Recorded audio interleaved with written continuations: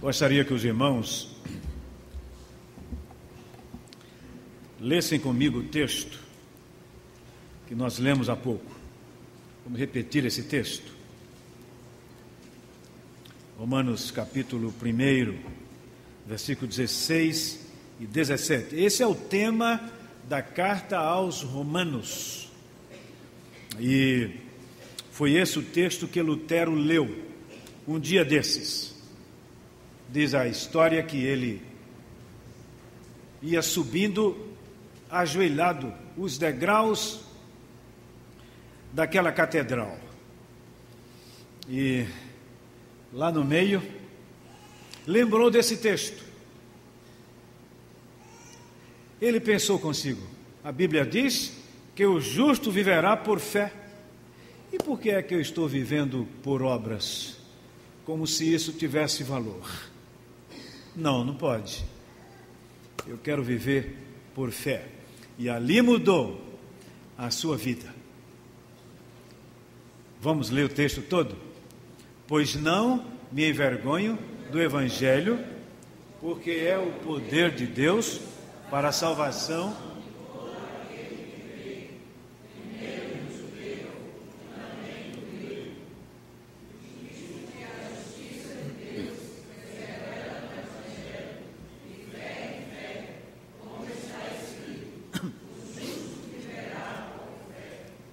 Muito bem. Meus irmãos, o Dr. John Stott, servo de Deus, pastor anglicano, que foi para a glória há pouco tempo, escreveu um livro que, entre outros, que todos os crentes deveriam ler. Esse livro se chama Ouça o Espírito, Ouça o Mundo. E o primeiro capítulo desse livro, ele intitulou de O Paradoxo Humano. Por que foi que ele deu esse título ao primeiro capítulo? Porque, disse ele, há uma pergunta que é feita no Velho Testamento e que muitas pessoas, de diversas maneiras, têm procurado responder. A pergunta é esta: o que é o homem? Salmo 8, versículo 4, versículos 3 e 4 falam sobre isto. Essa é a pergunta que está no Salmo 8, versículos 3 e 4. Ele diz: quando contemplo os teus céus, obra dos teus dedos, e a lua e as estrelas que estabeleceste, quem é o homem que dele te lembres? E o filho do homem que o visites? Quem é o homem? Ou, em uma expressão bem mais para nós entendermos, o que significa o ser humano? É uma pergunta que muita gente tem procurado responder de diversas maneiras. Agora, meus irmãos, existe uma razão para essa pergunta aqui, e eu quero transformar essa razão em 3 razões, para nós entendermos o porquê dessa pergunta. Pessoalmente, podemos dizer assim: quem sou eu? Será que eu valho para alguma coisa? É uma pergunta que nós podemos fazer. Porque há muitas pessoas que acham que não têm razão de ser para viver. Eu já tive contato com pessoas assim. Eu não valho para nada, não presto para nada, para que é que eu estou vivendo? Há muitas pessoas assim. Então, quando eu pergunto o que é o homem, eu estou jogando essa pergunta no meio. Será que valho para alguma coisa? Quem sou eu? A gente tem que fazer essa pergunta pessoalmente.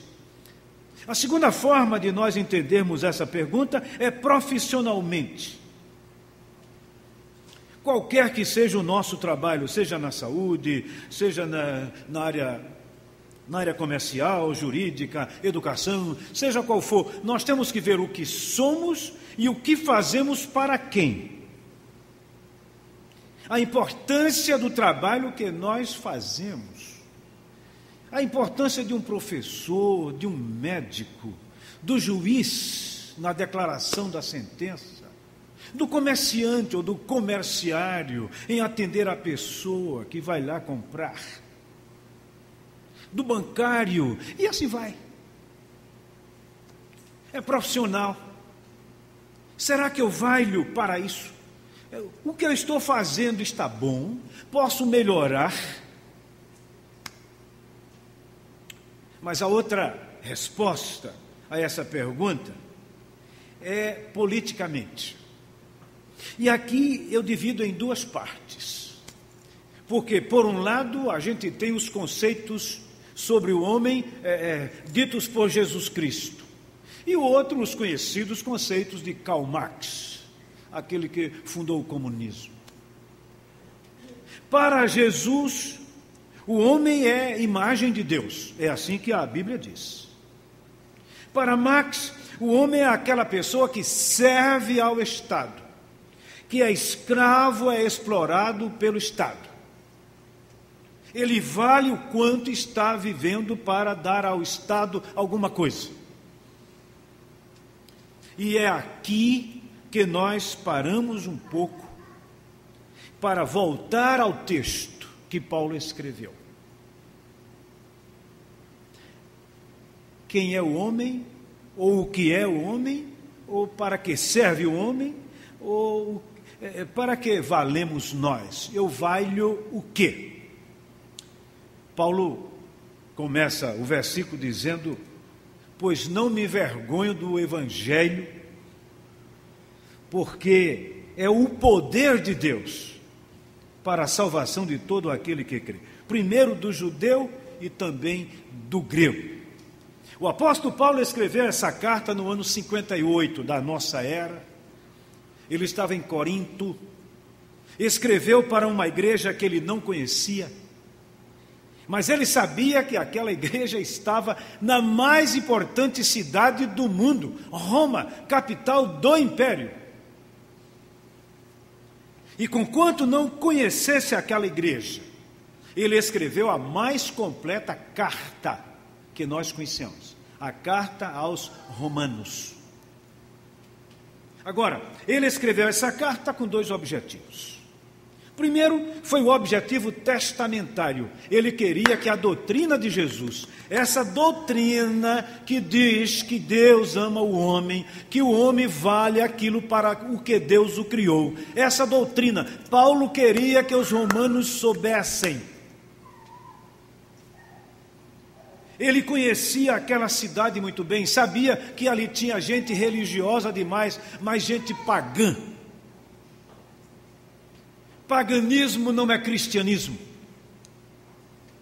E Paulo queria que Jesus fosse pregado àquele povo dentro da maneira certa de ver. Não um Jesus criado pelo ser humano. Então ele tinha esse objetivo testamentário. Ele queria que Roma, como era a cidade que distribuía a política para o mundo todo, fosse uma base de evangelização e de missões para o mundo inteiro também. Bonito isso. Um objetivo fantástico de Paulo. Mas outro objetivo era profilático. A profilaxia implica impedir que a sociedade se dissolva pelos ensinos errados, por aquilo que nós chamamos de infecção do mal. Não infecção física, que se cura com antibióticos, mas infecção moral. Então tinha essa visão profilática. Ele pensou consigo mesmo: se esse evangelho é pregado naquela cidade pagã, essa profilaxia vai existir, a sociedade vai ser purificada desse mal que acaba com ela. E nós sabemos, Paulo estava certo. O Império Romano caiu por causa disso. Houve fatores externos, não poucos, mas a grande maioria, os historiadores dizem, foram fatores internos que levaram o Império Romano a cair. Então, dois objetivos: testamentário, o evangelho onde entra muda a situação, e profilático, consequentemente, se muda a situação, muda a vida do povo, para que a infecção moral não esteja presente. Esse é o tema dessa epístola, portanto. E é tão importante isso, irmãos, que depois que Paulo fala sobre isso, a partir do versículo 18 até o capítulo 3, versículo 20, ele está falando da queda do homem, da pecaminosidade do homem. Nós não temos aqui muito tempo para ver isso, mas é sobre isso que ele está falando, dizendo que o homem caiu, pecou, está necessitado de Deus e ele não tem condição em si mesmo de fazer coisa alguma na sua vida. Romanos 5:12 diz: assim como por um homem entrou o pecado no mundo e pelo pecado a morte passou a todos os homens porque todos pecaram. Qual é a saída? Se nós formos olhar a forma como o mundo trata isso, nós vamos ver três questões também. Por um lado, é o chamado otimismo fácil dos humanistas. E isso, em certo sentido, é até bom. Porque os humanistas hoje, muitos deles, creem que o homem tem valor em si mesmo para transformar a sua vida, melhorar a situação. O homem tem força, tem valor em si mesmo. Tanto é que muita coisa do que se ensina aí sobre isso diz assim: olhe para dentro de você mesmo, olhe para dentro de você mesmo, que você tem algo dentro que, reagindo, pode mudar as coisas. É o humanismo fácil, o otimismo humanista fácil, que não tem valor nenhum para transformar objetivamente, não. Ajuda. Porque é melhor que a pessoa pense positivo do que pense negativo. Mas não faz nada. Por outro lado, tem o pensamento dos existencialistas, que são cínicos. É um pessimismo obscuro. O homem não é nada, não presta para nada, não vale nada, morreu, acabou-se e pronto. É o pensamento daquele famoso filósofo Jean-Paul Sartre, filósofo existencialista, moderno até. Acaba com o homem, arrasa o homem, não presta e pronto. O outro pensamento é o chamado realismo radical cristão. Qual é esse realismo radical cristão? É aquele que diz assim: o homem pecou, caiu, distanciou-se de Deus, mas o sangue de Jesus purifica de todo o pecado e restaura esse homem. É isso que quer dizer realismo radical cristão. Então a gente vê que há uma saída, não pelo próprio homem, como os humanistas dizem, mas por causa do sangue de Jesus. Louvado seja Deus! Porque é isso que Paulo diz: não me envergonho do Evangelho, porque é o poder de Deus para a salvação de todo aquele que crê. É esse Evangelho que transforma, que opera a mudança necessária, que transforma a vida. Vamos olhar por alguns minutos somente o que é que Paulo quer dizer com essas três frases. Primeiro, não me envergonho do Evangelho, versículo 16. Paulo chamou o Evangelho, a palavra Evangelho na língua grega quer dizer boas notícias. E esse Evangelho de Cristo é boas notícias exatamente por aquilo que ele é e o que ele promete. Agora, Paulo falou isso, meus amados irmãos, entendendo o valor intrínseco que o ser humano tem. Que valor intrínseco é esse? É o que está lá em Gênesis 1, 26, 27 e 28. Deus disse: façamos o homem a nossa imagem, conforme a nossa semelhança. Tenha ele domínio sobre as aves do céu, sobre os peixes do mar, etc, etc, etc. E diz: macho e fêmea os criou. O que quer dizer, portanto, essa semelhança de Deus, imagem de Deus? Eu fui a Filipinas a um congresso, faz alguns anos, e encontrei uma senhora. Eu fazia questão de ir naqueles ônibus que tinha pessoas que eu nunca tinha visto. E aí sentei perto de uma senhora missionária da Noruega, primeiro mundo. E conversei com ela muito, perguntei se havia salário mínimo. Salário mínimo? O que é isso? Não sei o que é isso. Então eu fazia perguntas as mais diversas a ela. E aí perguntei a ela o que mais a impressionou nessa vida de missões.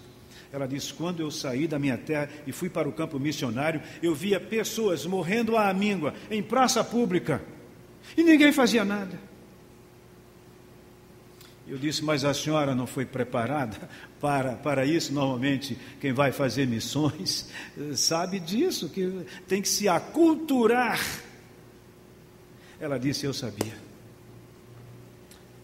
mas dentro de mim havia exatamente essa pergunta. Ali está alguém que é imagem de Deus, morrendo à fome. Ninguém fazia nada, até que a pessoa morria mesmo, e aí levavam o corpo. Meus irmãos, isso deve chamar a nossa atenção mesmo. O homem é a imagem de Deus, caiu, está perdido sem Deus, mas não perdeu totalmente essa imagem. A imagem de Deus implica racionalidade autoconsciente. O homem pode pensar, os animais racionais, irracionais, não pensam. Isso implica capacidade de fazer opções morais. O homem, e só o homem, foi criado com a capacidade de saber o que é certo e o que é errado. Implica poder de criatividade artística. Deus deu ao homem a capacidade de administrar o tempo e o lugar onde ele está, a capacidade para relacionamentos. Homem e mulher os criou, dotou-os de amor um pelo outro. E agora vem o chamado mandato espiritual, que é a nossa insaciável sede de Deus, amar e adorar a Deus. É isso que quer dizer semelhança de Deus, imagem de Deus. Se Deus criou o homem assim, não vai abandoná-lo, deixá-lo. Gênesis 3,15. A Bíblia diz que Deus prometeu da semente da mulher nascer um que esmagaria a cabeça da serpente. É isso que é evangelho.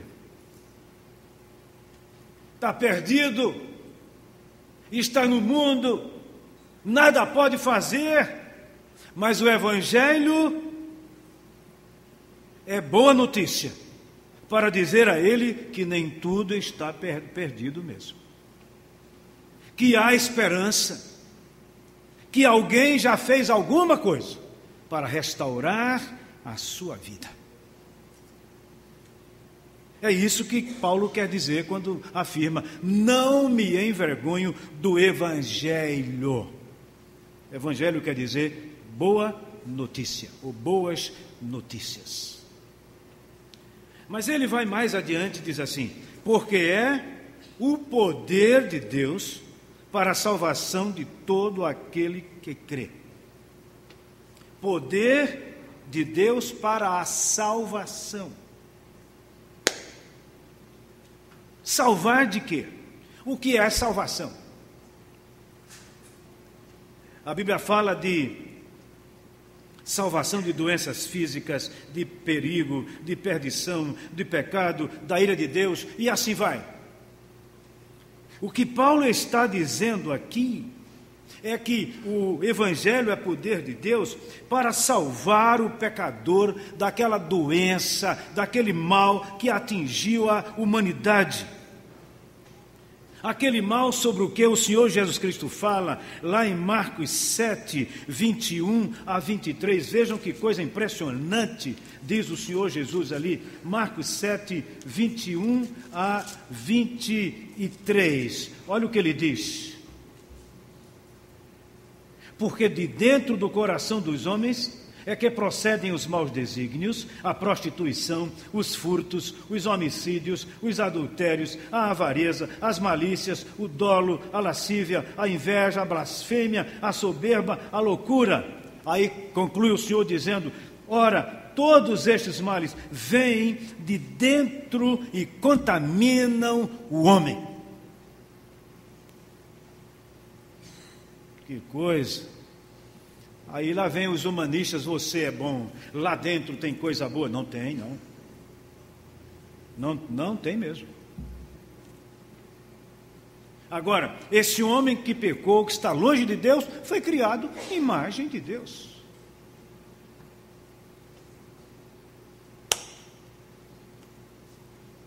Aí o apóstolo Paulo diz: é o poder de Deus para a salvação.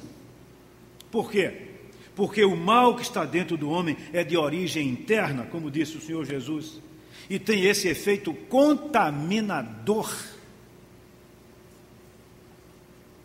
Quem é que pode transformar? Salvação de quê? Salvação disso. Está fora de Deus, está fora do caminho do Senhor. Há uma saída, há uma solução. Deus promete salvação àquele que crê. Crer é receber, confiar, descansar. Crer é, de fato, entender que Jesus veio ao mundo, deu a sua vida, objetivamente, para salvar o pecador. É isso que Paulo diz, dos quais, diz Paulo, eu sou o principal.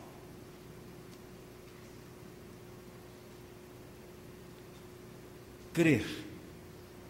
A minha fé não é na minha fé. A minha fé tem base na graça de Deus. A minha fé é instrumento para receber o que a graça de Deus me promete e me dá. Por isso é preciso crer. Crer é confiar, descansar, receber, beber isso, comer isso, sabendo que faz diferença na vida da gente. Então essa é a razão porque Paulo escreveu: porque é o poder de Deus para a salvação, para a transformação da vida, para a operação que muda as coisas de todo aquele que crê. Mas aí ele conclui dizendo: primeiro do judeu e também do grego. Por que é que Paulo fala isso? Nós vamos explicar. Ele usa essa frase em termos da história da redenção. Primeiro veio para os judeus mesmo. João 4, 22, Jesus falando para aquela mulher, ele diz: vós adorais o que não conheceis, nós adoramos o que conhecemos. Por quê? A salvação vem dos judeus. Jesus era judeu. Os judeus receberam a revelação de Deus inicialmente, do Velho Testamento. Por ela nós aprendemos muita coisa. Mas Paulo diz também do grego. Isso quer dizer, em linhas gerais, que tanto judeus como gregos, religiosos demais, precisavam de Jesus Cristo. Por quê?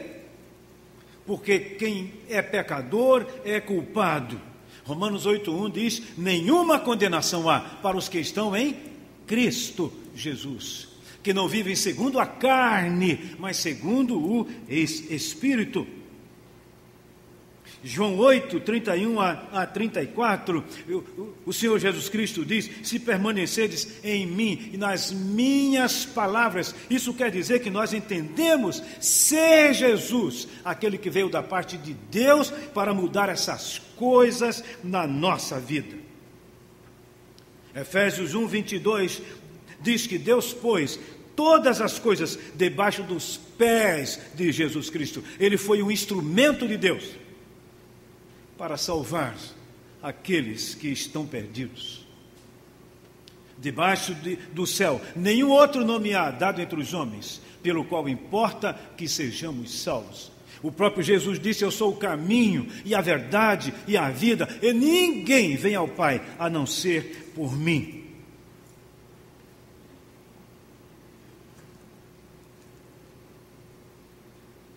E aí o Senhor Jesus conclui dizendo: e conhecereis a verdade, e a verdade vos libertará. Libertar de quê? Eu tenho aqui um conceito que não é meu de liberdade. O que é liberdade? A verdadeira liberdade é a liberdade para sermos nós mesmos, tal como Deus nos criou e como Ele tensionava que nós fôssemos. Então, liberdade não é a faculdade que as pessoas têm de fazerem o que quiserem, de qualquer forma, não. Liberdade é a faculdade que nós temos de obedecer a Deus, porque nós sabemos que o plano dele para a nossa vida é o plano certo. Felizes, muito felizes, são aqueles que podem crer assim, pensar assim e viver assim. Como ficamos nós nisto? Primeiro, nós precisamos encarar esse país em que vivemos, religioso, místico, sabendo que precisa de Jesus. Sem Jesus não há salvação. Não é a religião que salva, seja ela protestante ou qualquer outra. É Jesus Cristo que salva. É para receber Jesus no coração, como Senhor e Salvador. Ele faz diferença, por isso Paulo diz: não me envergonho do Evangelho. É o Evangelho de Cristo que ele fala. Segundo, precisamos pregar com nitidez esse Evangelho, não misturando com as coisas que o mundo apresenta hoje. As pessoas, muitas delas, dentro das igrejas, pensam que se misturando com o mundo, vai condicionar o mundo a receber Jesus. Não, isso não faz diferença. Conheço um pastor brasileiro, um pregador, muito bom, que ele disse: a primeira coisa no evangelismo pessoal que devemos fazer é mostrar o pecado do ser humano, não o amor de Deus, como muitas pessoas fazem. Deus ama você. Não, diga assim: você é pecador, e eu também. Sem Cristo nós não somos nada. Sem Cristo nós estamos perdidos. E aí diz: Deus nos ama, mandou seu Filho para morrer por nós. Finalmente, devemos pregar isso biblicamente, sem espetáculos, sem coisa alguma, para que a atração seja à pessoa de Jesus, aquilo que Ele é e não aquilo que Ele pode dar. Eu sou contra esse negócio da teologia da prosperidade. Eu creio que os crentes são prósperos. Todos os crentes são prósperos. Mas fazer de prosperidade bandeira, cerne da mensagem para atrair as pessoas, isso é um pecado. A pessoa deve ser atraída para Jesus pelo que Jesus é. Pelo que Ele faz para o pecador mudar de vida. E não para ser rico, para possuir isso ou aquilo, conquanto entendamos que, se Deus quiser, Deus pode dar. Não me envergonho do Evangelho. É isso que transforma os corações. Foi isso que um dia uma senhora, viúva, idosa, chamou a minha mãe e pregou a ela. e minha família toda foi alcançada para o Senhor Jesus, inclusive meu pai, 15 anos depois. E é isso que tem atuado nos corações de tanta gente. É isso que faz diferença. Vamos pregar Jesus, vamos viver Jesus. Esse mundo não é mudado com religiosidade, mas com o poder transformador de Jesus Cristo. Quero concluir com o que um chefe índio disse num congresso de evangelização lá na Alemanha. A sua tribo havia comido a carne dos missionários que foram para lá. Algum tempo depois, esse índio se converte e vai até a Alemanha a um congresso que houve. E questionado sobre aquilo que aconteceu, ele disse: vocês sabem, né? A gente não era crente ainda. A gente não tinha Jesus. Se tivesse, a gente não teria procedido assim.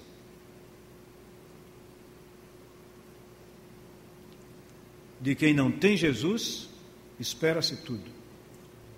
Mas de quem tem, espera-se uma vida transformada, diferente. Por quê? Porque o Evangelho é poder de Deus para a salvação de todo aquele que crê. Deus nos abençoe, Deus nos ajude. Amém.